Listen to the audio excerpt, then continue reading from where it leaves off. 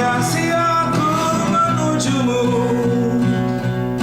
dengan deru, apalagi sajak lugu.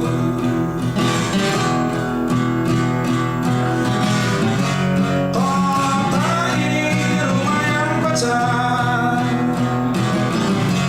tapi kita menyerah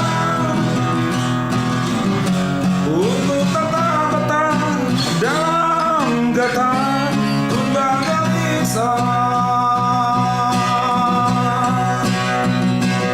Siapa itu membanting pintu lalu menutup jendela?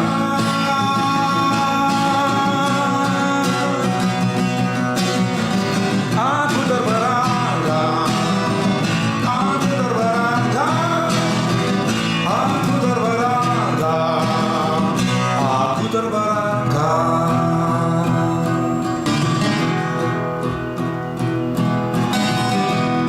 Hatimu pintu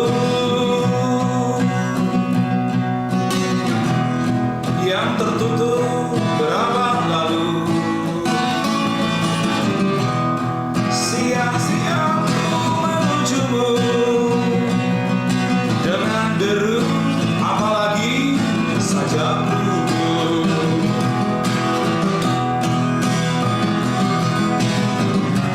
Kota ini rumah yang pecah, tapi kita menyerah untuk tetap bertahan dalam getah gundah gelisah. Siapa itu membanting pintu lalu menutup jendela?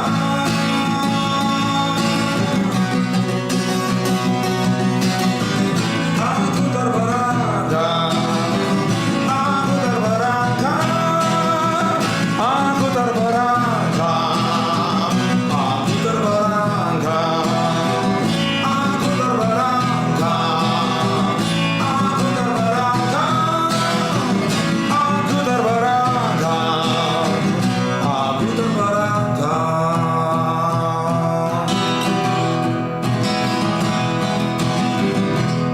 Hatimu pintu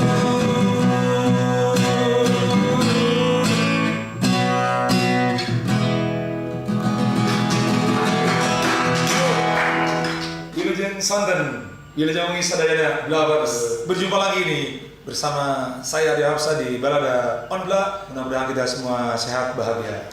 Tadi puisi dari Bapak Aceh Iwan Saidi, Hatimu Pintu.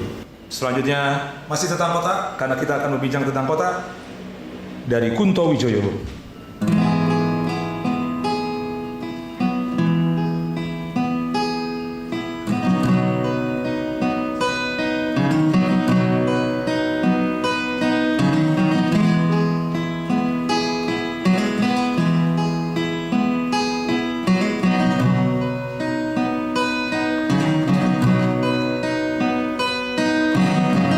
Kotaku yang jauh,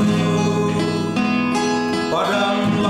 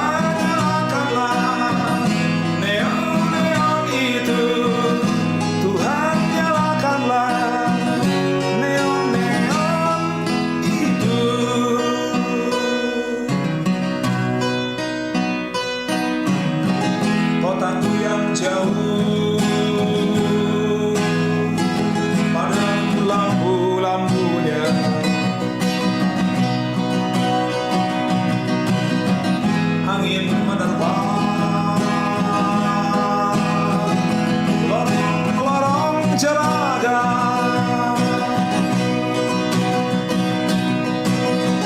kotaku yang jauh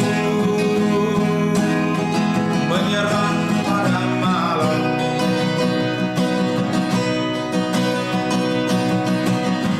Seperti di siang hari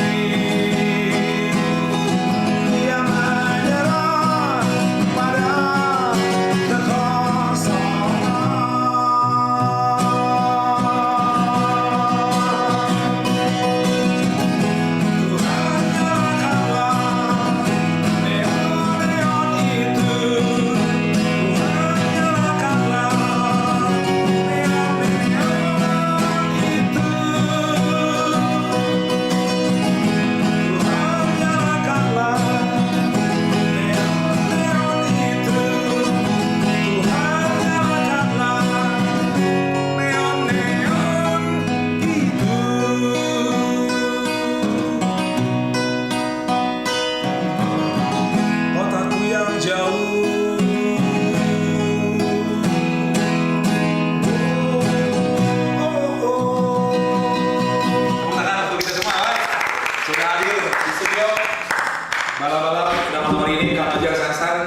salah satu kesibukannya beraktivitas, berkegiatan, berkenan hadir di studio untuk berbagi pengalamannya ya, penemuan-penemuannya, penemuan dan kegiatan-kegiatan tentang Ojel. Kumaha Ojel sehat ya? Alhamdulillah sehat ya. Ya. Pesta atau nuhun? Atau nuhun ya, sebelum bahleun. Ya. Saya bertemu Kang Ojel Blovers. Ya, justru saya melihat pertama tuh dari buku yang beliau tulis. Sebuah band punk ya? Iya, betul. Band punk, band religion kalau nggak salah. Iya. Tahun itulah 2000-an gitu, terus 92 gue lupa. Saya membaca buku itu, lalu tertulislah Ojel Sansan Yusandi. Wah ini siapa yang ternyata selidiki punya usut, oh dari Unpad nih. Gitu. Satu alma mater. Kalau buat saya mah Unpadnya banyak 4 perjuangan. Jadi banyak itu nyampein ke Unpad terganggu di sana gitu ya. Dan beberapa karya. Jadi saya mengenal Kang Ojel itu ya dari karyanya dulu gitu Blovers, tidak belum ketemu orangnya. Itu tahun 2000 ya kan buku? 2000 berapa? 4 enggak 2009 sih. 2009 ya? Terbitnya mah. 2009. Ya 2009. Baru 2010 katanya gitu lah sekitar. Tahun 2012 kalau nggak salah. Kami menggulirkan Asia Afrika Reading Club di Museum Komunikasi Afrika. Kang Ojel datang ya, bersama sahabat kita Kang Dadang Tayu sebagai satu perjuangan. Angkatan beliau mah benar pejuang reformasi 98 ya. Dan datang ke sana ikut kegiatan literasi. Ada Kang Ojel, tapi saya belum ketika Kang Dadang menjelaskan itu teh namanya Ojel. Oh, baru ingat baru 3-4 tahun kemudian itu saya baru ketemu orangnya. Seperti itulah penulis itu berbeda dengan selebritis ya. Beda. Tahu orangnya, tapi ya lebih karyanya mah kayaknya Terbalik ya.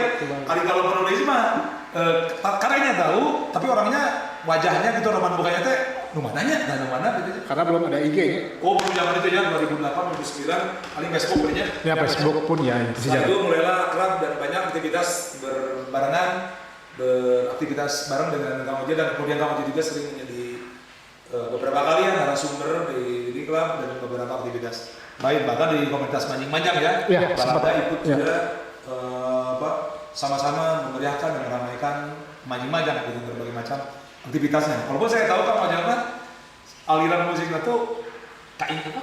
Inggris-Inggrisan gitu ya. British gitu. Kang Hendra apa ya? The Cure, The Cure. The Cure namanya.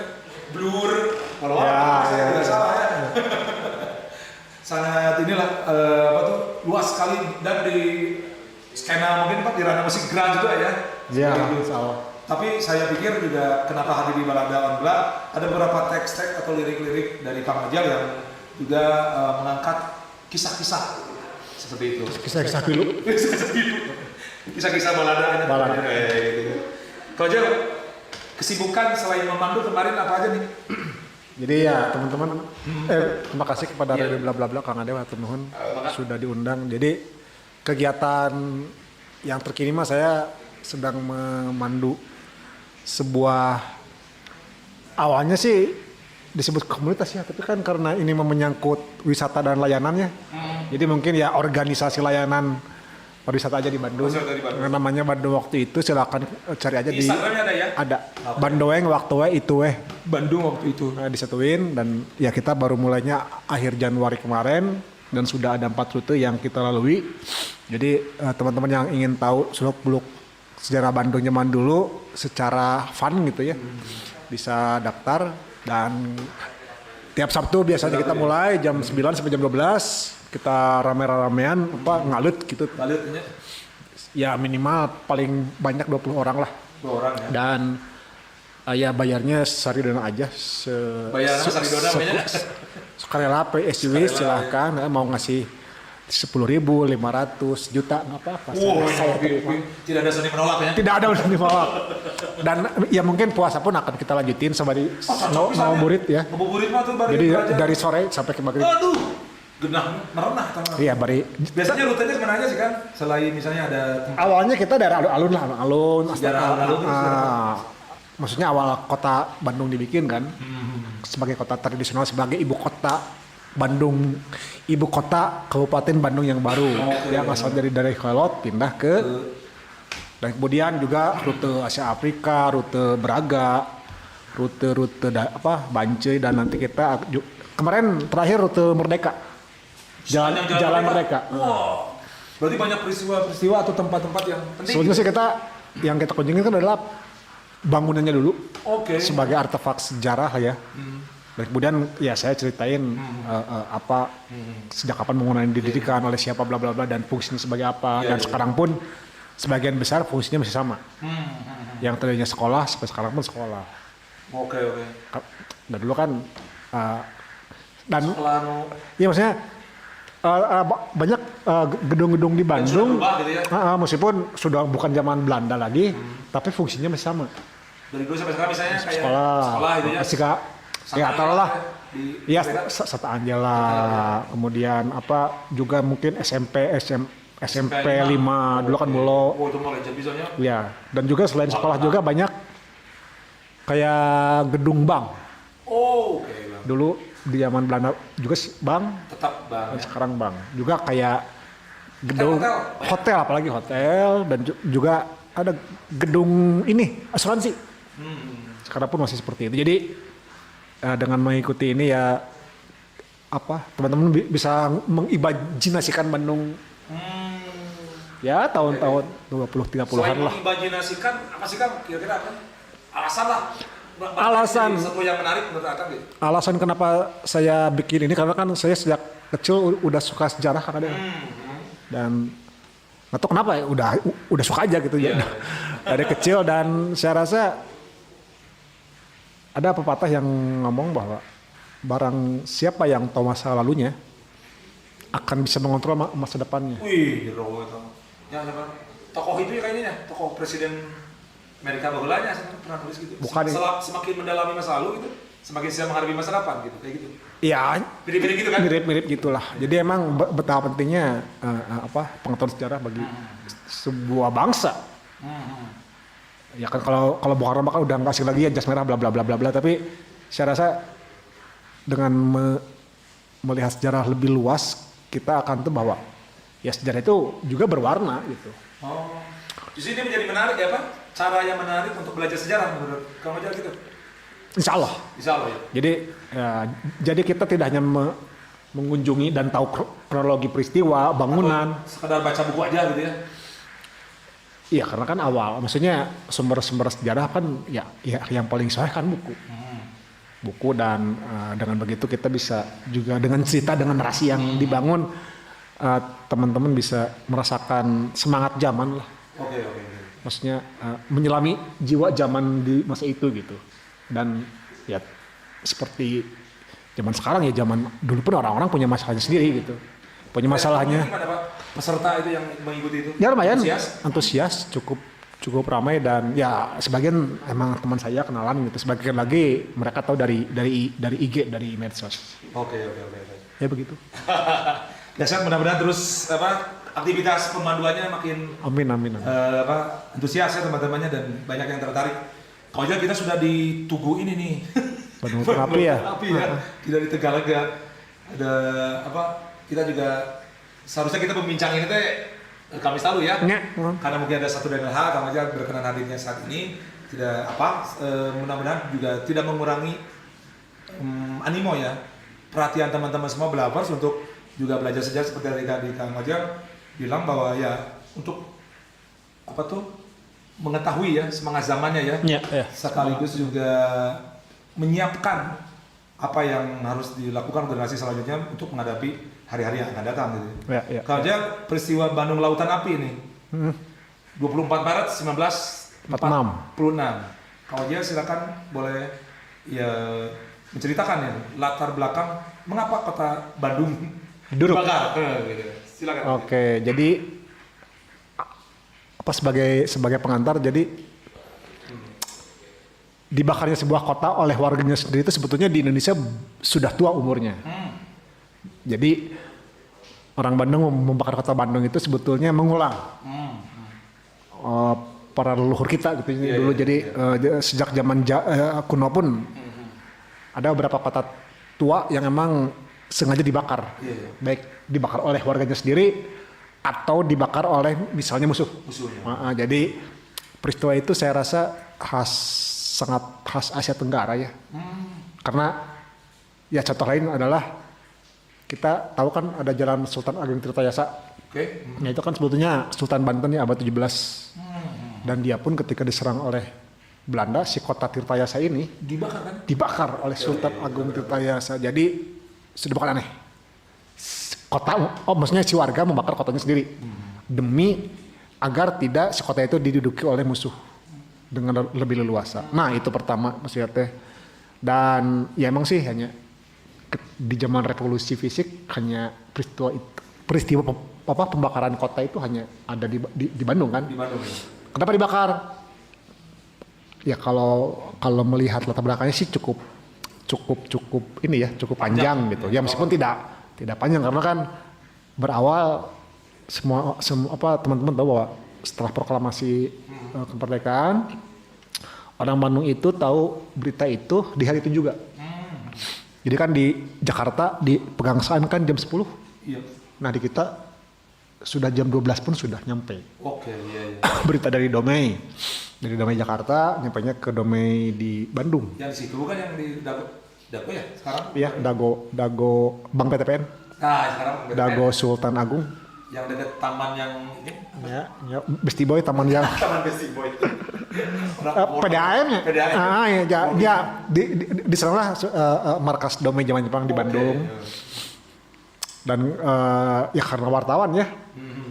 Nah, para aktivis berita atau para jurnalis bangsa kita yang emang masih muda-muda itu karena semangat muda langsung menyebarkan berita itu dengan mencetak, maksudnya teh si teks proklamasi dicetak ulang dengan katanya dengan tulisan tangan di atas kertas dan warnanya merah dan semuanya kapital. Warna merah kan sangat simbolis ya. Dan itu ditempelin di gedung-gedung sekitar sebaran-sebaran yang poster, tapi oleh Jepang karena kan di dekat itu kan ada markas Kepetai yang sekarang mah jadi Santa Angela.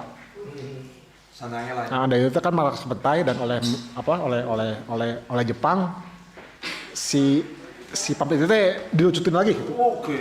Pasang, tempelkan, cabut, gitulah. Nah, akhirnya kemudian para aktivis Bandung, ya wartawan muda di Bandung punya ide. Ya setelah ngobrol sama siapa, sama Otto Iskandar kalau nggak salah dan sama pokoknya tokoh-tokoh Bandung di saat itu kan disiarin di RRI. Di hari itu juga, di malam itu juga. Jadi disiarinnya 3 kali karena ada dari jam 7 bahasa Indonesia bahasa Inggris, jam 8 dan jam 9 ditutup oleh Indonesia Raya. Nah, jadi kita dapat berasumsi bahwa setengah warga Bandung atau ya minimal mayoritas sudah mengetahui kemerdekaan berita itu. Meskipun sebagian masih bingung kita merdeka dari siapa. Nah, meragukan karena mereka masih tahunya mereka Jepang belum menyerah. Iya belumnya. Dan sangat sedikit yang tahu Hiroshima dan Nagasaki itu sudah dibom. Iya ya. Tidak semua orang. Hanya yang punya radio dan tokoh-tokoh tertentu yang tahu. Jadi mereka lagi juga sebagian masih bingung. Nah, singkat cerita keadaan berubah ya setelah proklamasi itu. Dan bangsa kita kan 3 tahun sebelumnya kan dididik secara militer oleh Jepang. Iya. Jadi yang tadinya mentalnya baik menir, sekarang jadi keras gitu. Dan kemudian mendapat kenalnya ya itu setelah proklamasi. Jadi keadaan berubah, tiba-tiba euforia semangat revolusi muncul, dan itu sangat sporadis. Iya. Dan pada akhirnya di beberapa tempat, hampir di semua tempat menimbulkan kekerasan sosial. Oke. Jadi ada orang bilang bahwa masa revolusi itu sebetulnya masa perang saudara antara orang Indonesia dengan orang Indonesia. Masa bersiap kan? Masih bersiap. Masih bersiap. Kalau kata orang Belanda itu. Boleh. Nah ya pokoknya kemudian hingga akhir September Bandung masih relatif aman. Sementara di kota-kota lain kayak Jakarta, kayak Cirebon, Semarang, Solo, sampai Surabaya kan sudah ada pelurutan senjata dan sudah panas sekali gitu. Sementara Bandung masih ada ayam. Baru memasuki bulan Oktober terjadi pelurutan senjata terhadap orang Jepang. Karena kan kita punya senjata. Dan saya itu BKR kan baru didirikan di Oktober. BKR, Cikabaka Tentara. Tentara ya. Dan juga dan kemudian pelucutan terjadi di Tegalega, terjadi di mana? Di Kircon. Ya. Yang pusat senjata apa? Pindad. Dan digerakkannya oleh pemuda yang memang tergabung dalam organisasi kejawatan gitu kayak PT KAI kalau sekarang punya organisasi sendiri. Terus ada pemuda Ambon, ada pemuda lain-lain. Jadi mereka para pemuda terutama membentuk kekuatan militer sendiri yang kita sebut milisi atau laskar. Selain TNI yang resmi oleh pemerintah ya. Dan antara laskar itu pun sering terjadi gesekan. Ya bisa perebutan senjata, bisa masalah-masalah yang personal jadi masalah kelompok gitu. Dan juga pelucutan tentara kepada mereka gitu. Dan ya memasuki Desember mulai perang yang nyata gitu ketika sekutu ngebom Cicadas, sekutu ngebom Tegalega. Sebenarnya ada pertempuran ya Bandung ya banyak. Memasuki November Desember sudah panas. Dan dari sana kan sekutu pun datang dengan pasukan Gurkhanya. Dan kemudian menjadikan Hotel Homan dan hotel jadi markas mereka. Ya di sana dan kemudian teman-teman tahu bahwa menjelang Maret bahwa Bandung harus dikosongkan sejauh 10 km dari nol. Dari alun-alun lah gitu ya dan di sanalah dimulai gitu. Ya, garis demarkasi itu ya. Garis demarkasi. Dari relnya kan. Dari selatan inlander gitu ya. Utara Republik. Betul. Dan ya maksudnya selain peristiwa yang heroiknya, maksudnya melawan penjajah gitu. Juga banyak. Jadi semuanya bukan sering dibilang itu adalah dianggap pengecut gitu, menyerang, nggak ada kawani cenanya. Puyem Bolen. Iya. Sementara kan berbeda dengan yang di Surabaya ya. Iya, di Sepetan itu. Begitu heroik gitu ya. Iya. Ada perlawanan. Mana gitunya. Kamu aja gimana teh? Karakter orang Bandung sih kayak saya rasa yang Wallace-nya. Yang emang harus dipantik dulu, harus nastung dulu karek mau gitu. Karena kan Bandung mah tidak punya sejarah gerakan sosial kan, tidak seperti Jawa kan punya Pangeran Diponegoro. Oh, ada tokoh yang sentral. Jadi mereka ya di abad sebelumnya pun sudah perang secara tradisional melawan Belanda. Di Bali ada Peputan, di Aceh ya ada. Ada pimpinan begitu ya? Iya, itu kan yang terjadi setengah abad sebelumnya kan. Mereka diwarisi semangat itu gitu. Sementara kan Bandung mah nggak ada. Tidak ada pemberontakan. Memang kulturnya apa sih? Sederajat gitu. Bukan sebenarnya zona nyaman aja. Oh, zona nyaman aja ya. Ya dan Bandung sejak, maksudnya orang-orang Sunda aja kalau kita baca sejarah zaman kuno ya emang tidak suka perang. Tidak suka perang. Orang Sunda itu tidak suka perang. Sukanya ngelehan. Apa? Istilahnya tuh apa ya? Anti kekerasan. Ya, anti kekerasan. Anti kekerasan. Karena mungkin lah alam pun kan sangat elok. Jadi Wallace alamnya membuat semangatnya Wallace gitu. Jong-jongan slow gitu ya. Iya. Beda dengan yang di apa wilayah-wilayah yang kadang emas. Apakah juga saat itu para pemimpin di Bandung juga berpikir ya tentara sedikit misalnya gitu ya, gak terlalu banyak. Sementara itu sih sekutu dan reng-rengannya dan armadanya begitu banyak banget aja bejibun. Lalu ya udahlah daripada babak pelur misalnya 300 lawan 1000. Iya. Jadi kan sebetulnya itu kan bakar aja gitu Pak. Apa? Ya kan barunya ketika Bandung Lautan Api pada Maret 46 teh kan umur kita teh belum nyampe setahun ya si Republik teh itu masih kena orok gitu. Sementara yang jadi TKR pun ya kan BKR kemudian TKR kan itu pun atas hasrat dorongan pribadi aja pingin masuk ke kancah pertempuran gitu, kancah revolusi gitu meskipun pada akhirnya revolusi itu memakan anaknya sendiri gitu ya. Iya dan ya tapi itulah maksudnya keadaan berubah gitu. Si mentalnya berubah gitu dan saya rasa karena kenapa kemudian terjadi peristiwa itu karena kan Sekutu meminta dikosongkan dan pemerintah atas hal ini Soekarno Hatta gitunya. Syahrir ya zaman dulu tuh. Perdana Menteri Syahrir. Perdana Menteri Syahrir waktu itu. Dan Syahrir itu kan sangat dimulai dalam berdiplomasi ya. Iya diplomasi. Ya.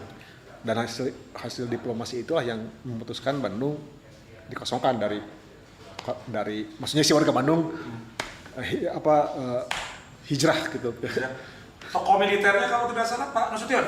Saat itu yang Mas Dinas ya. Yang memimpin yang tadi ya. Iya, jadi dulu setelah dibentuk Tentara Nasional ya TKR ya dia yang kemudian Januari jadi TRI, yang kemudian jadi TNI gitu. Dulu kan dalam ranah militer kan si Jawa Barat ini dipimpin oleh satu komandemen. Pemimpinnya adalah Pak Dedi Kartasasmita, lulusan Kemil. Dan di bawah komandemen ini ada divisi. Ada divisi 1, 2, 3. Divisi 1 Banten kalau nggak salah. Divisi 2 mah Jakarta dan Cirebon kalau nggak salah. Nah, divisi 3 ini Priangan. Dan dulu Priangan mungkin dari Cianjur ya. Karesidenan namanya silakan tanya dulu. Karena berdasarkan Karesidenan. Nah, siapa pemimpin divisi divisi 3 ini? Asalnya Aruji Kartawinata. Pak Aruji kemudian setelah berubah jadi ini digantikan oleh Nasution. Karena kan Nasution teh sekolahnya kan di Bandung kan. Nasution itu kan dari Sumatera. Dia pinginnya kan asalnya pengen jadi guru. Awalnya pengen jadi guru. Tapi nggak tahu kenapa dia mungkin membaca buku apa. Dia pada akhirnya sekolah militer. Yang sekarang jadi Pusenip. Pusenip. Iya, ya. Dulu kan itu maksudnya markas tempat mendidik akademisi militer lah gitu. Dan setelah masuk. Tapi sebelum lulus ya baru tingkat berapa lah ya. Masih jadi kadet gitu. Jepang datang. Dan ketika Jepang menyerang Surabaya, dia ditugaskan untuk ke sana mempertahankan Pulau Jawa di Surabaya. Tapi kan jatuhnya jatuh dan Pak Nasution itu yang masih baru 20 tahun 20 tahun 25 masih bujangan gitu. Demi menjaga nyawanya, dia naik sepeda dari Surabaya ke Bandung. Bikers. Spartan. Bukan heroik sieun. Sieun maut. Lebih kadinya coba namanya. Iya. Naluri manusia. Dan itu entah sepeda siapa pasti nyuri beliau. Kurang giru deh. Ya kebayang teman-teman dari Surabaya sok ke Bandung gitu. Menarik nih. Menarik maksudnya ya kita sampai di Bandung ternyata Bandung pun kan sudah jatuh ke tangan Jepang. Kemudian dia ke Cianjur nerusin gitu pelariannya dan di Cianjur katanya dia teh disambut oleh seorang petani setempat dan dianggap jadi anaknya. Oh. Emang judulnya mah nyumput weh. Nah setelah itu kemudian ya setahun atau 2 tahun kemudian Jepang mengumumkan bahwa mantan-mantan serdadu dulu didikan Belanda yang orang Indonesia jangan takut, kita tidak akan menangkap, tapi kalian mendaftarkan diri ke lembaga-lembaga buatan mereka kayak Seinendan, kayak Bodan, kayak gitu. Dan kemudian pas merdeka ya Nasution sudah punya modal sosial gitu buat menggerakkan masanya. Sudah dikenal ya. Sudah dikenal. Ya dan kemudian dia jadi panglima pertama divisi 3 yang kemudian jadi divisi Siliwangi. Siliwangi ya di Bandung ya. Ya, jadi dia saat itu dia masih umur 25 tahun sudah jadi panglima Pak Adel. 25 tahun. Kalau kita mah kan sedang nongkrong di Jatinangornya. Iya. Umur segitu 25 tahun main game kayaknya. Main game 25 tahun keren. Beliau sudah jadi trennya berarti anak muda saat itu tuh. Karena emang kebanyakan yang masuk tentara resmi dan juga Laskar itu dari belasan tahun. Iya kan ya? Iya belasan tahun. Makanya di usia 40 tuh udah jenderal Ya. kayak Ahmad Yani gitu ya. Betul. Suprapto gitu udah usia 40 tahun tuh udah. Iya. Karena mereka emang berjuangnya dari 17 ke 18. ya segitu. Nah, ya Nasution salah satu yang awalnya Nasution ketika ada perundingan bahwa apakah Bandung harus dikosongkan atau tidak. Nasution sebagai Panglima Divisi 3, pemimpin tertinggi di kota Bandung militer, dia rapat kan dengan beberapa bawahannya, termasuk unsur-unsur pemuda. Iya, termasuk sama Letnan Omon Abdurrahman. Oh, oke. Nah dia rapat katanya dulu markasnya di Jalan Kepatihan. Oh, no, Jogja itu? Kayaknya dulunya BKR atau TKR ya.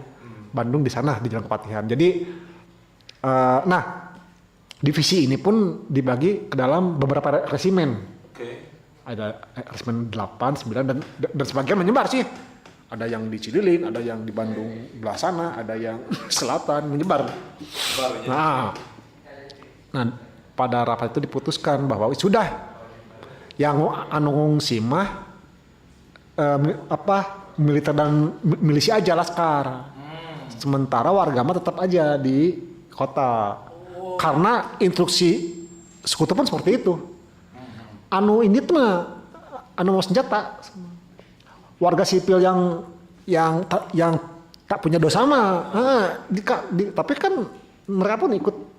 Solidaritas sebenarnya. Iya, secara emosional ya pada akhirnya semuanya. Dan itu kan tanggal 24 ya. Jadi ya rapatnya di hari-hari sebelumnya. Dan ada kesimpang siuran, kata wali kota Bandung, kata pihak militer gitu. Jadi ada 2 komando. Iya 2 komando. Nah ini bingungan, tapi ya pada akhirnya kok sama Nasution komando diambil alih gitu bahwa kita fix kita akan hijrah. Tapi emang di bulan November Desember pun sebagian sebetulnya sudah hijrah. Sudah pada mengungsi. Dengan dengan keinginan sendiri aja gitu. Karena kan sudah tidak kondusifnya. Iya. Dan emang sebagian ke selatan gitu, ke Cililin, ke Cigereleng, ke Dayakolot. Usianya ke sana namanya? Tapi ya Balai Endah dan itu. iya, tapi ada juga sih yang ke Cimahi, ke Padalarang, ada juga yang ke Ujung Burmak. Jangan ke utara juga ada ya?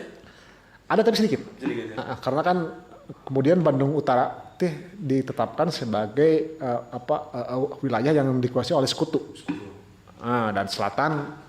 Nah tapi puncaknya itu. Jadi ketika diputusin fix dan mulai dibakarnya itu maghrib 24 itu? 24. Dan itu terjadi ketika gerimis. Waduh. Sangat dramatis emang. Dramatik bisa ya? Lamun di film kan wah hebat. Ya filmnya? Belum. Belum? Ayo tapi gitu maksudnya harus bikin film yang baru Oh, kudu di rilis deh ya. Jadi Reborn, ya jadi start dan ketika Nasution rapat dengan tokoh militer sekutu di sepanjang jalan milisi dan tentara teh sudah masang granat. Waduh. Yang nanti siap Kacau. yang nanti siap diledakkan. Nah, tanknya kan setelah maghrib. Oh, oke. Tank maghrib beberapa pemuda yang milisi gitu dan tentara sudah membawa bom gitu. Dan ya itu gedung-gedung yang Ya gede-gede aja kan sebenarnya. Atau cuma rumah-rumah yang zaman itu bilik gitu yang dibakar. kayaknya kebanyakan gedung pemerintahan deh. Udah pemerintahan ya. Dan pasar baru Itu dibakar. bakar karena ya kan pusat ekonomi ya. Iya, iya mereka. Pasar baru. Ya meskipun terjadi kekerasan kekerasan sosial terhadap misalnya etnis Cina gitu Iya, ya. iya. Karena karena dulu juga orang Belanda orang pemuda kita memboikot sembako. Oh, udah di embargo ya. Embargo. Nah itu kadang-kadang suka terjadi perkelahian di pasar baru dengan pemuda Belanda gitu. Nah, tank jam maghrib dan sebelum itu kan di sana sudah turun hujan gitu. Gerimis Pak Adel. Gerimis. Jadi kebayangnya Waas pisan. sangat. Ya emang pertama ya pasar baru, gedung-gedung yang di sekitar kereta api gitu. Iya, tapi jalur. Jalur itu ya, dan selatan dan kemudian Nasution sendiri kan pakai jeep sama ajudannya. Dan markas militer mah akan pindah ke Dayakolot kan.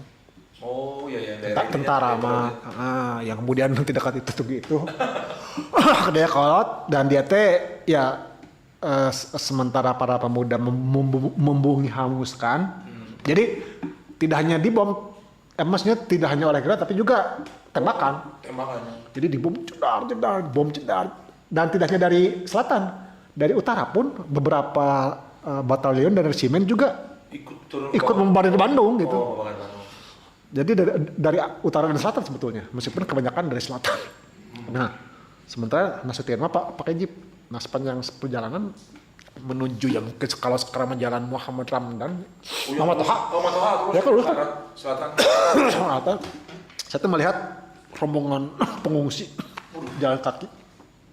Sebagian menangis, anak-anak dan ibu-ibu gitu. Tapi ya itu katanya orang sebagian mereka teh sok heureuy gitu. Nyanyian gitu. Dipleset-plesetin. Ya saya pun kadang-kadang trennya tapi ya orang Bandung teh suka bercanda mungkin untuk menghilangkan keseterasan ya kesedihan gitu. Iya. Walaupun dalam keadaan getir ya. Atau kebayang hujan ngungsi di evakuasi jadinya nyalaheung lamun make Grab gitu da imah teu. Dari papahnya terus tadi itu kayak gitu. Apa? Ya maksudnya ya meninggalkan harta bendana gitu nya. Rumahnya dan sebagai bentuk pengorbanan kan gitu ya. Iya, dan Nasution nyampe ke Dayakolot itu jam 8-an dan jadi selama itu jedar kedengeran gitu. Ledakan di beberapa tempat gitu nya. Nah, sampai di mana di sebuah bukit di Dayakolot enggak tahu di mananya, enggak disebutin sama dia tuh jam 9 atau jam 10 malam. Dan hujan itu sudah agak reda gitu nya. Dia tuh lihat dengan ajudannya di mobil jeep memandang ke arah utara. Saya melihat kobaran api dari Padalarang sampai ujung Berung. Branding gimana? Ya kebayang gitu. Ya berarti garis itulah yang dibakar. Gitu.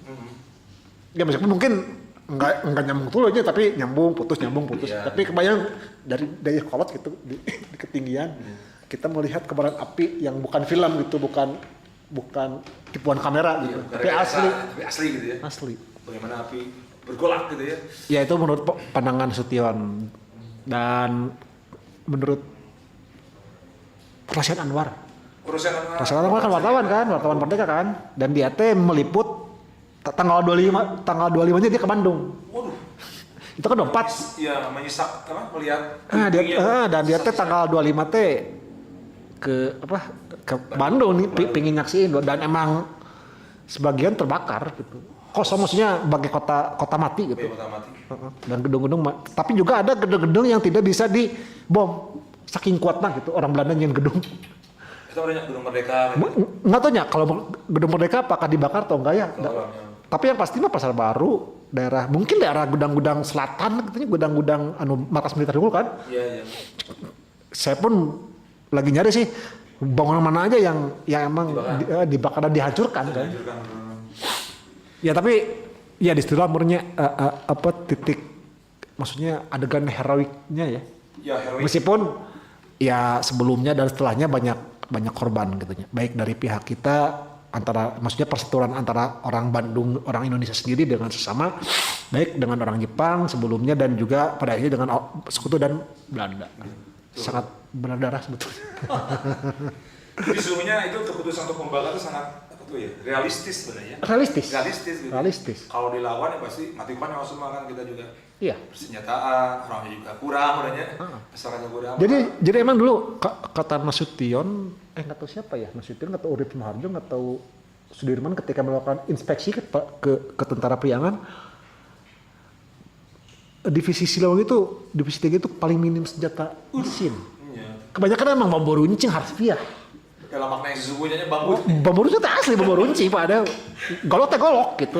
Lah itanya palingnya kalau kujang berarti zaman dulu. Iya pokoknya alat senjata karena yang senjata modern zamannya gitu ya. Misalnya dalam satu batalion pun yang punya senjata paling satu, itu pun hasil merampas dari Jepang. Oh iya.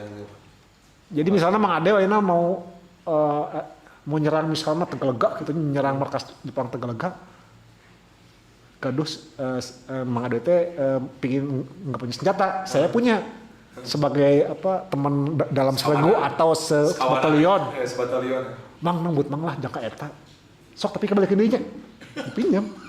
Dan dia tuh bisa dengan logai gitu. Jika pernah mau gitar ya. Nah, kayak gitu. Gitar. Nah, senjatanya ya begitu. Iya, maksudnya seadanya ya. Seadanya bisa. Yang ada bisa. Waduh, luar biasa teman-teman. Lovers perbincangan pada malam hari ini dengan Kang Ojel menziarahi masa lalu ya peristiwa. Ya. Sesungguhnya juga ini memiliki gaung internasional ya. Tapi saya sampai berpikir kok nggak diliburkan ya Nggak. Karena ya mungkin kenapa nggak diliburin karena dulu pun yang ngebakar Bandung nggak libur. Oh nggak libur. Justru mereka mah nggak gawe. Kirain teman ada peristiwa-peristiwa ini kan, wih apa peristiwa apa? Liburnya. 10 November ya, 10 November. Hari pahlawan. Hari pahlawan merah tuh. Merah tapi enggak. Makanya kita tetap memaknai Bandung Lautan Api apapun ya, ini di kudu libur gitu ya. Iya. Api dalam makna yang sesungguhnya ya, yang bergolak-golak yang. Ya kan terus kan puncak klimaks dari Bandung Lautan Api kan sebetulnya peristiwa Muhammad Toha ya. Oh iya, Muhammad Toha ya. Dan Muhammad Toha itu katanya orang Bancai Pak Adel. Orang dinya nya. Braga tuh kan. Orang tuanya orang Garut cenah mah. Karo nama tadinya. Ya, dan dia pas zaman Jepang dia teh bekerja di sebuah bengkel markas Jepang. Jadi mungkin naon sih? Tukang menerken mobil teh naon ngaranna? Bukan teknisi non? Apa sih? Hah? Teknisi? Bukan. Mobil kendaraan naon sih ngaranna? Montir yang kemudian pas proklamasi dia masuk sebuah badan, saya lupa lagi badannya, Laskar gitu. Laskar ya? Laskar Perjuangan gitu. Dan dan kenapa Jalan Muhammad Toha langsung berhubungan di jalan dengan Muhammad Ramdan? Karena mereka tuh temenan. CS-an. Pasukan ini ya satu ini ya. Tapi beda badan, beda laskar. Nah kalau si Muhammad Ramdan ini dia laskarnya Hizbullah. Hizbullah kan sayap militer dari Masumi. Dan hanya Masumi lah dulu organisasi Islam yang emang boleh. Iya mungkin bukan partai tapi mungkin disebutnya organisasi. Itu zaman dulu berarti itu kira ya. Iya dan karena kan partai-partai politik termasuk partai Islam di zaman dulu kan dibubarin sama Jepang. Dan yang partai-partai mantan anggota partai Islam disatuin dalam Masumi. Nah Masumi ini didukung oleh Jepang karena ada latihan militer. Makanya punya laskarnya Hizbullah dan Sabilillah kan. Nah yang Hizbullah ini dulu karena kebanyakan orang Tasiknya, orang Garut gitu, dan di Bandung pun ada markas Hizbullah 2. Nah mungkin apakah setelah mengenal, dan mereka tuh mengenalnya setelah Bandung Lautan Api. Kenal maksudnya apa amprok gitu. Karena ada itu peristiwa itu ya. Ya mungkin sama-sama mengurus ke sana dan entah kenapa mereka kenal dekat dan apakah juga ada maksudnya semacam ideologi jihad kita nggak tahu. Oh iya ada. Karena kan ya walau bagaimanapun kan Hizbullah kental dengan kuat dengan ya, ajaran nilai-nilai yang jihadnya gitu. jihadnya. Apakah Muhammad Ramdan juga terpengaruh oleh beliau? Karena umurnya kan baru 19 Mas. Lulus SMA berarti ayeuna mah. Ya kuliah tingkat awal. Awal. Nah, itu usia Muhammad Toha. Kalau Muhammad Ramdan kita nggak tahu berapa usia, tapi mungkin nggak jauh. Tidak jauh lah. Santragan. Santragan. Sebetulnya ada yang meninggalnya ada yang 4 jadi Muhammad Ramdan, Toha. Ada 2 lagi tapi entah kenapa dia nggak jadi pahlawan. Padahal dalam peristiwa yang sama gitu. Yang muncul itu ya tetap tentu saja heroik ya, membakar apa tuh? Atau gedung museo tuh. Gudang museo kebayang. Atau mungkin yang 2 lagi nggak punya IG mungkin. Tidak terendus itu aktif berada di medsos. Tak aktif. Cek lesiji. Ya jalan. Oke, lovers, perbincangan ini makin menarik dan tajam menelusuk ke hal yang mungkin jarang diceritakan. Kita akan berbincang lagi setelah yang satu ini. Isarin aja.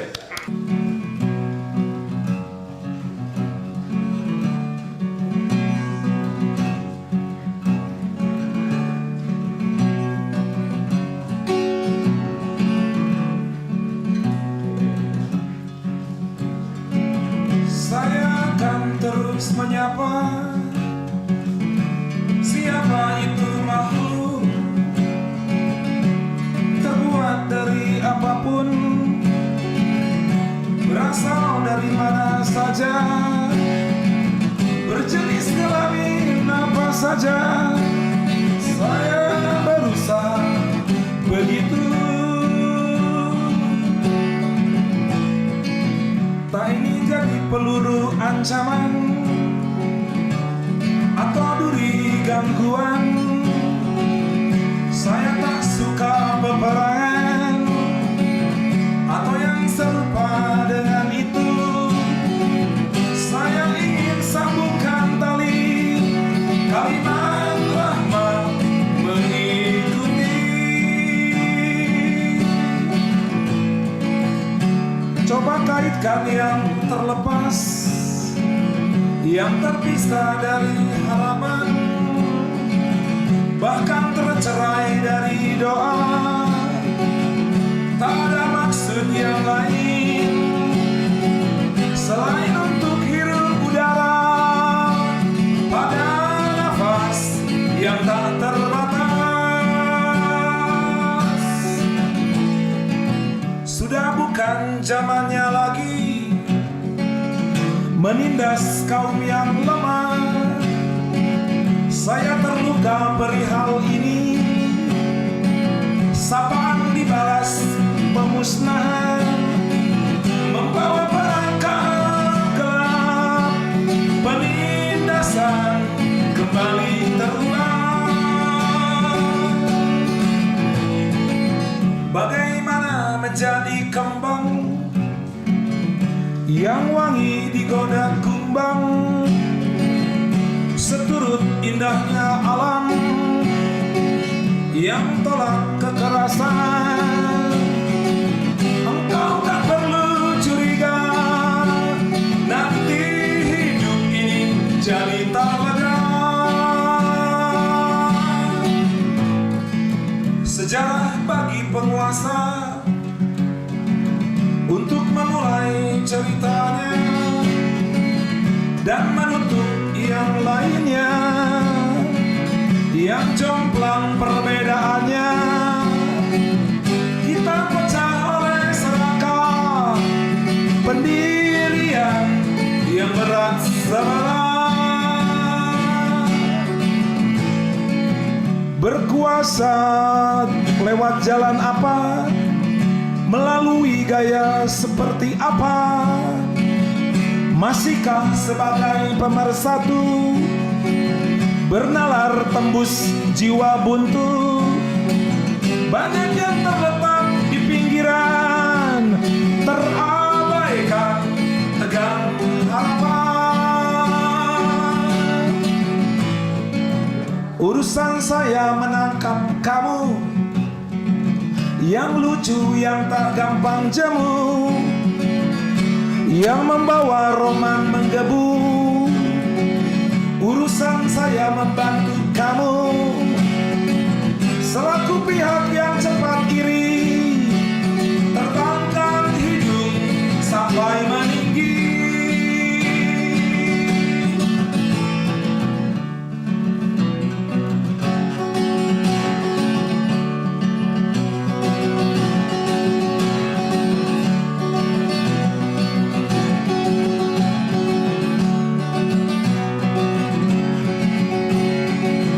Diam-diam saya menyicil agar masa depan tak mengecil, tentang hasrat keingintahuan, juga macam-macam tindakan.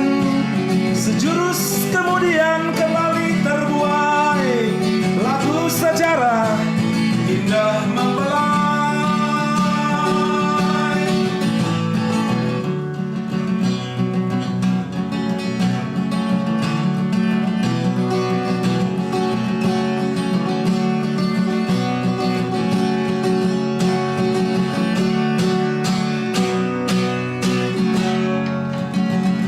Teman-teman, terima kasih. Saya ditodong oleh Kang Aldeo, disuruh nyanyi. Oke, lagu pertama mungkin judulnya Nadi Bagi Detak Laguku.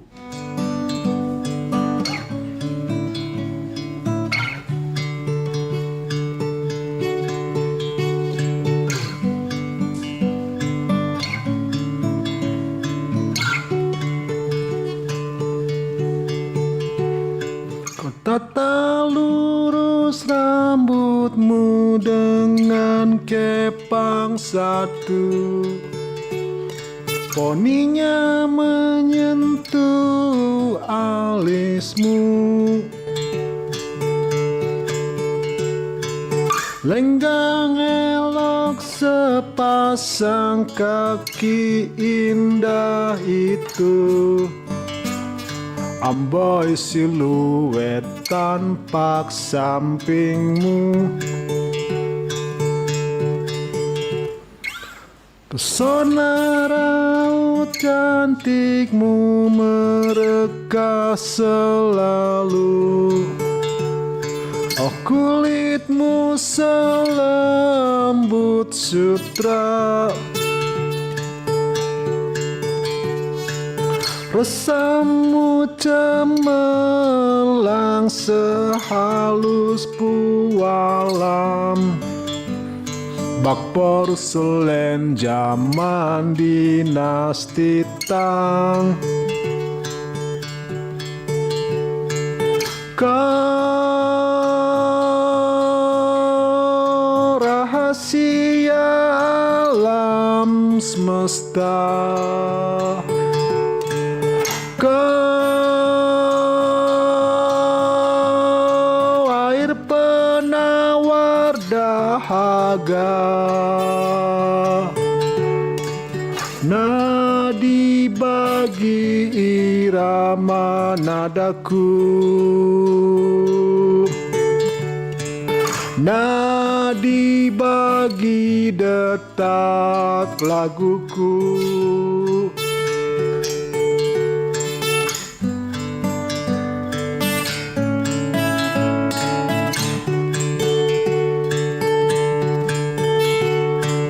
Mengeja pelan senja di ruang yang sama, sebelum kita tutup pintumu, aku pun lupa pada lebam yang lalu. Kala kau cerita perihmu yang dulu,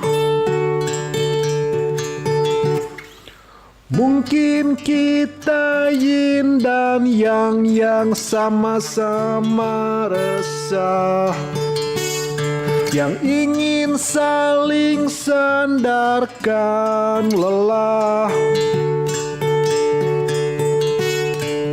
Kisah kita tak cukup dipentaskan dalam film trilogi atau drama kolosal.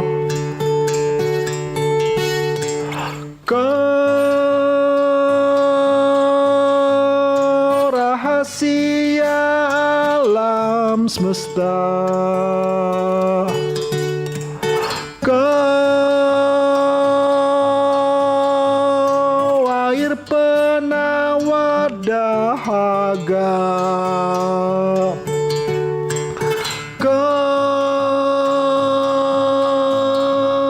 pelita penyedap rasa,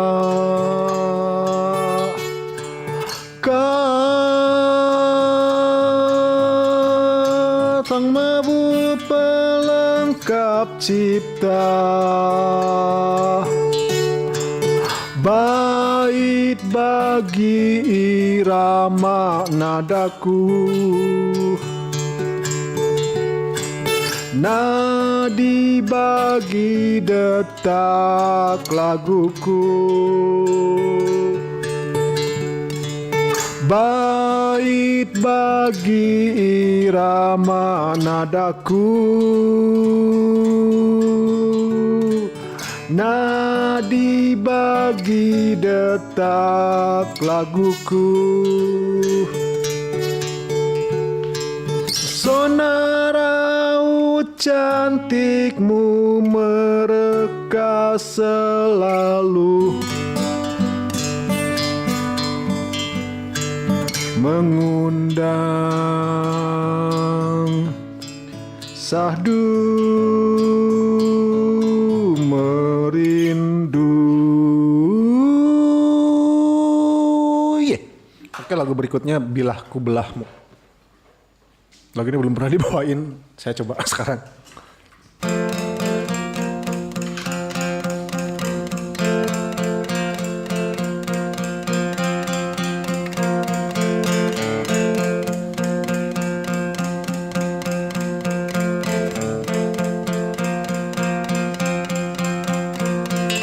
Bisakah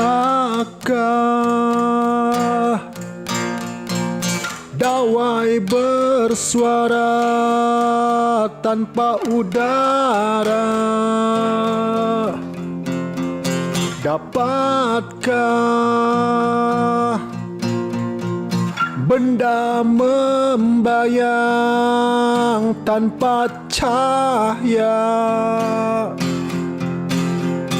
Turunkah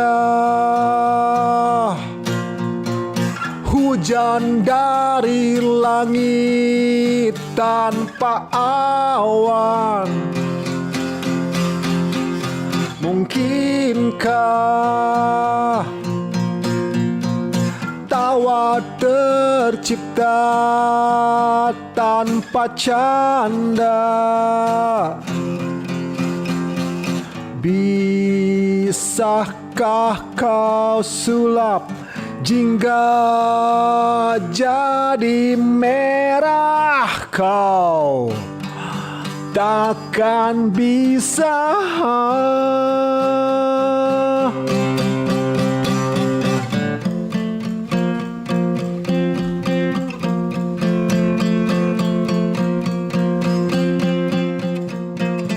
Kau bawa lari matahari, sisakan pekat. Kau rebut rembulan dariku, sisakan kelam. Larikan dahaga kering perih di tanah gersang. Biuskan gelisah dalam nadi di ujung malam. Kau sulap jingga menjadi merah terkubur. kutuk semua.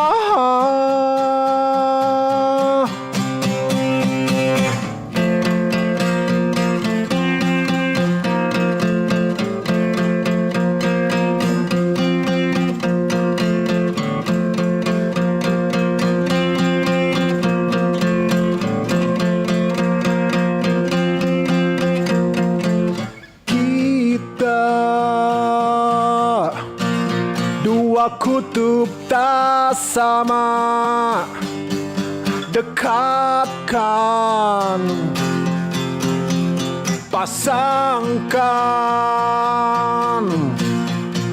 kotak dan lingkaran sempurna.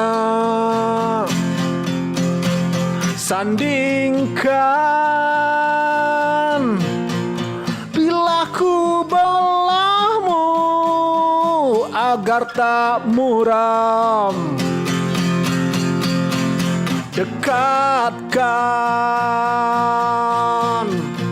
semua yang berpasang, mulialah. Biarkanlah jingga jangan jadi merah, terangkat segala kutuk yang merajah.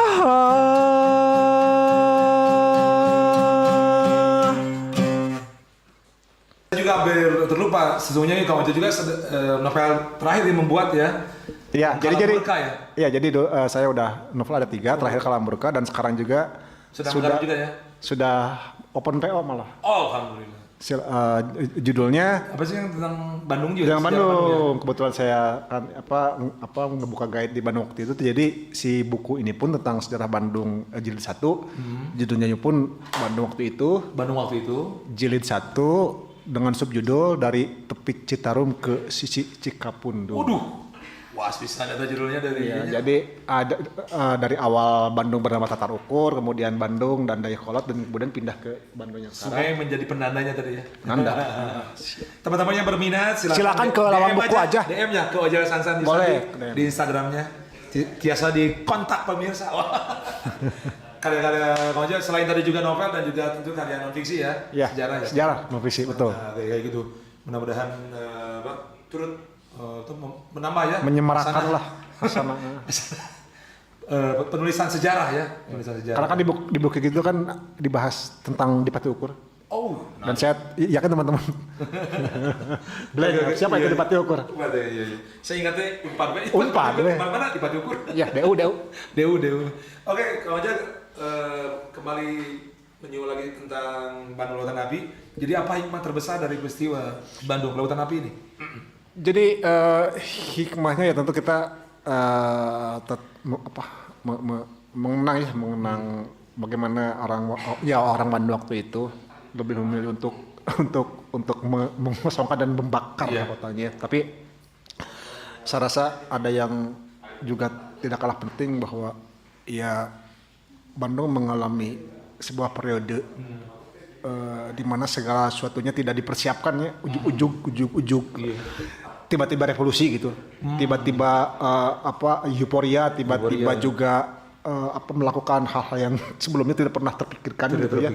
Terutama juga teman-teman jangan lupa bahwa ya sebelum Bandung Lautan Api dan setelahnya pun banyak kejadian-kejadian yang sebetulnya tragis ya.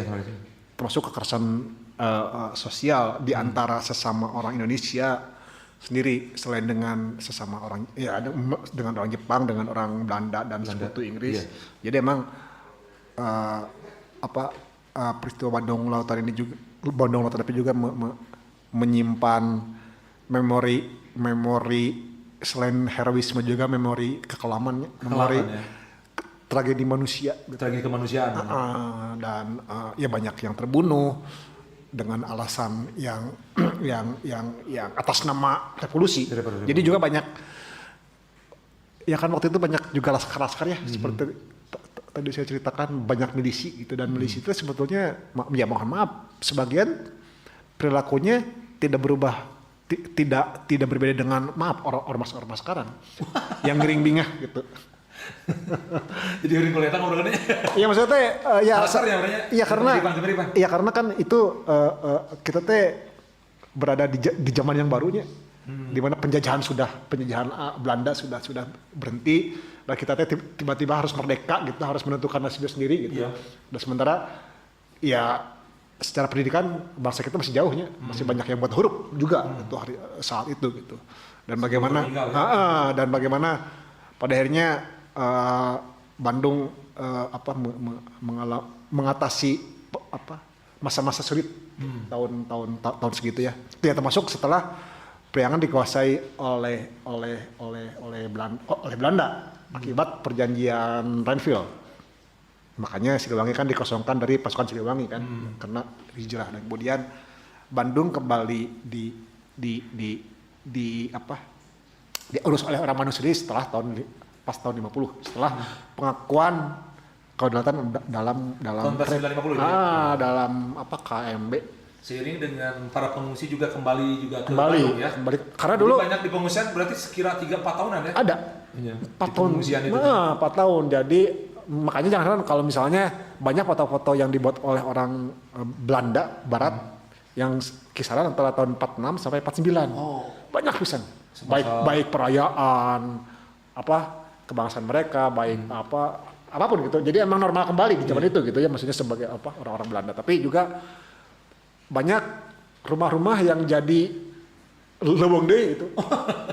Dan sebetulnya Bandung tidak kosong sama sekali oleh orang Bandung, karena selama pendudukan itu, selama yang lain mengungsi, ada sih mang-mang gitu ya, mang-mang yang cari buah mangga yang emang tidak diurus gitu. Jualan emang. Jualan. Tetap ada yang berpenghidupan ya. Iya. Walaupun Bandung ya ditinggalkan para warganya ya, masyarakatnya. Iya. Seiring dengan lagu itu ya, Bandung Halo Halo Bandung ya. Kekangenan untuk kembali ke Bandung ya. Iya, dan kita kan ciptaan siapa? Ismail Marzuki ya. Dan Ismail Marzuki saya rasa punya kenangan tersendiri deh di Bandung karena dia di tahun 30-an kan emang itu kan penyiar radio. Dan punya band kan, punya orkes gitu. Dan suka main di mereka kan Society Concordia? Jarang, justru seringnya di Yarbur yang di mana? Jalan YPK dari mana? Bukan, gedung militer. Separua. Ya Padang 3 Siliwangi ya. Yarbur, dan kemudian juga mainnya di Separua, tapi dulu Separua masih lapangan. Dan belum ada gedung Separuanya. Jadi emang di NA Separua sejak dulu itu olahraga dan musik. Olahraga dan musiknya. Dan itu awalnya memang gitu ya. Dan Ismail Marzuki kan. Baheula gitunya. Kemudian ada lagu Is Bandung kan. Oke. Jadi Ulis ini teh penyanyi top di Bandung. Di Bandung saat itu ya. Sama Ismail Marzuki di PDKT lah kayak gitulah. Kemudian mereka jadian. Makanya ada lagu Is Bandung, Panon Hideung. Jadi ketika ada peristiwa Nuwatan Api itu pun mengilhami beliau gitu untuk membuat lagu itu gitu. Iya. Katanya setiap ada peristiwa revolusi selalu ada musik atau lagu yang menyertainya. Iya. Ya seperti ini ya. Saya pingin ngebahas, teman-teman kan tahu kan Cornelis Simanjuntak. Juta Gentar membela yang benar. Dia teh sebetulnya juga pejuang. Zaman revolusi. Enggak. Maksudnya pejuang biasa, bukan tentara. Dan dia pada pertempuran di Kali Bekasi kalau nggak salah, di Bekasi atau Cikampek, dia terluka, kakinya ketembak gitu. Dan setelah peristiwa hijrah, maksudnya ibu kota pindah dari Jakarta ke Yogyakarta, dia juga ikut kan. Dan dia nggak lama meninggal tahun 48. Dan meninggalnya katanya TBC. Waduh, magernya. Jadi ya itulah maksudnya semangat pemuda, semangat revolusinya sebegitunya gitu. Dan emang pas zaman Belanda Cornelis Simanjuntak ini emang suka musik kalau nggak salah. Dan dia emang jago main musik. Dan kemudian dia ketika revolusi dia terjun sebagai pejuang, dan karena dia emang latar backgroundnya pemusik, pencipta lagu, dia bikin lagu. Makanya lagunya pun Mars semangat lagu pemuda pisan. Gubu-gubu banget, meletup-meletup. Jadi emang ya masih jarang sih ya yang ngebahas hubungan antara musisi dengan revolusi ini. Bagaimana para musisi di zamannya merespon itu gitu. Iya. Jika itu mah kudu tema khususnya. Tema khusus. Ke depan ada ya. Bikin perjuangan-perjuangan kita selalu ada soundtracknya gitu ya. Iya. Oke, Kang Ojal, ini juga menarik ngobrolin tentang sejarah, tentang masa lalu. Tidak akan pernah habis sebenarnya. Banyak kisah kalau kita dibatasi oleh waktu.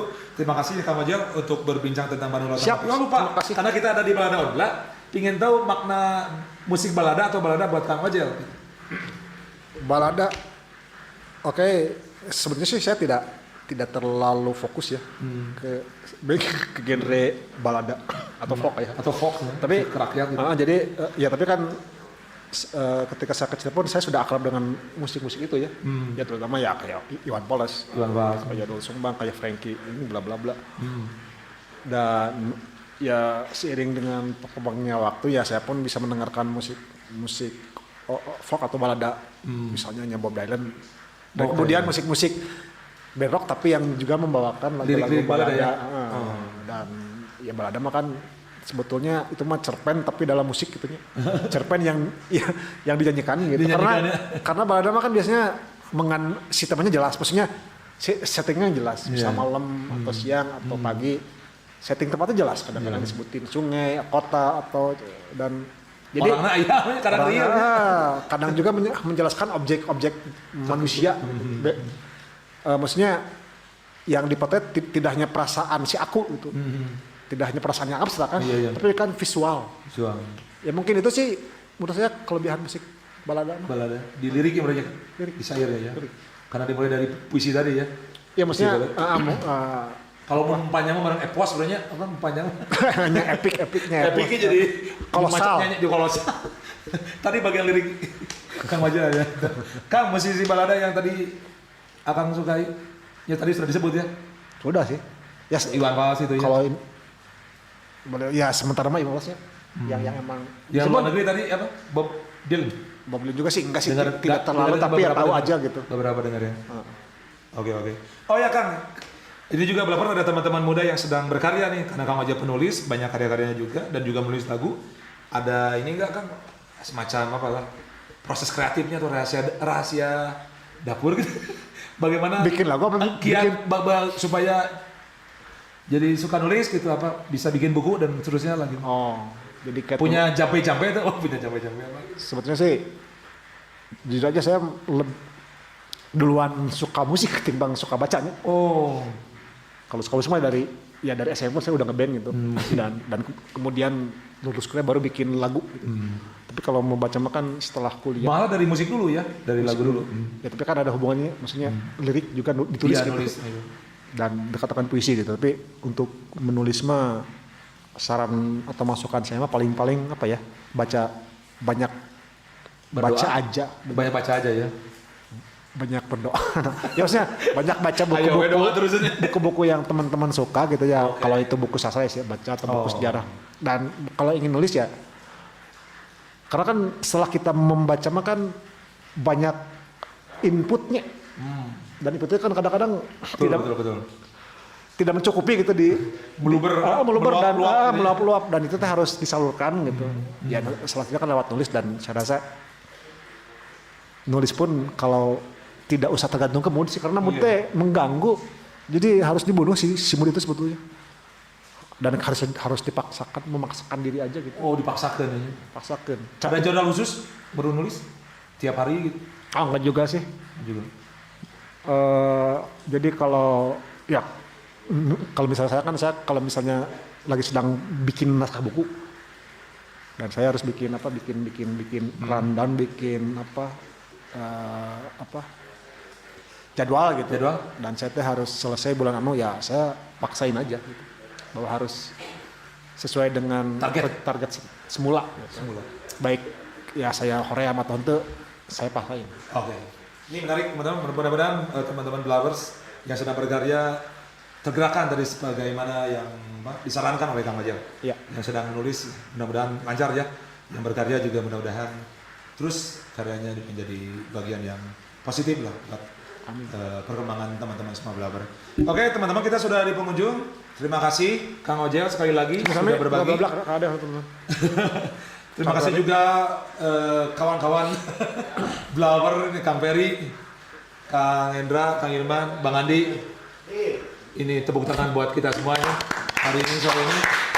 Sekali lagi ilmunya, pengetahuannya berkah, barokah buat Kang Ojel, juga karya-karyanya berkah, barokah, memberikan inspirasi besar buat kita semua. Kita akan tutup dengan nyanyian yang akan disampaikan oleh Kang Ojel. Judulnya nama Kang Ojel? Menjarah gairah. Oke. Setelah yang satu ini, listen and enjoy. Oke, lagu terakhir, Menjarah gairah.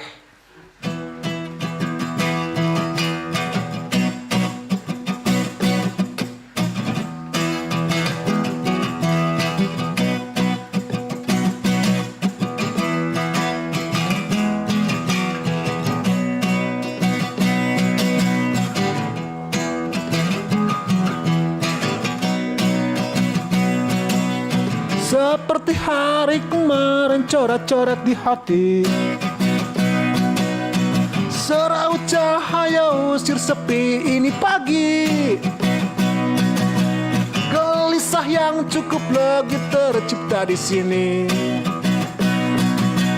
menjara gairah bermanis-manis menghantui.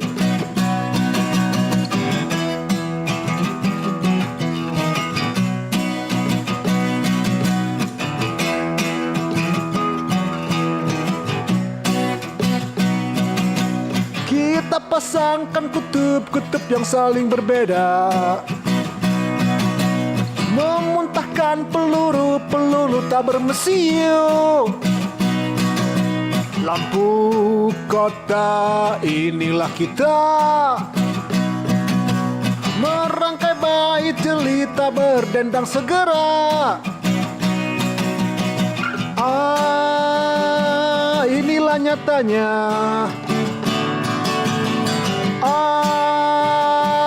Seperti dulu juga. Telapak tangan di muka.